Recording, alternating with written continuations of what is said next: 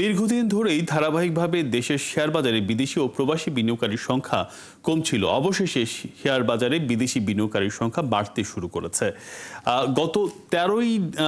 গত ১৩ দিনে বিদেশি ও প্রবাসী বিনিয়োগকারীদের বেনিফিশিয়ারি ওনার্স বা বিও অ্যাকাউন্ট বেড়েছে ৫০টি।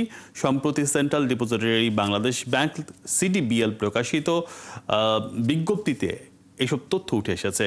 এর আগে ২০২৩ সালের নভেম্বর থেকে বিদেশি ও প্রবাসী বিনিয়োগকারীরা ধারাবাহিকভাবে শেয়ার বাজার ছাড়তে থাকেন, যা অব্যাহত থাকে চলতি বছরের ২০ মে পর্যন্ত। এ সময়ের মধ্যে বিদেশি ও প্রবাসী বিও হিসাব কমে ৯,১৭৬টিতে দাঁড়িয়েছিল।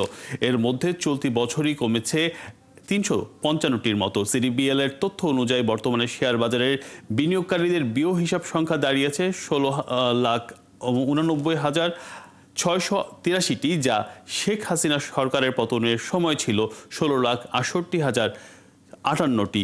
এই হিসাবে হাসিনা সরকারের পতনের পর শেয়ার বাজারের বিও বেড়েছে ২১,৬২৫টি।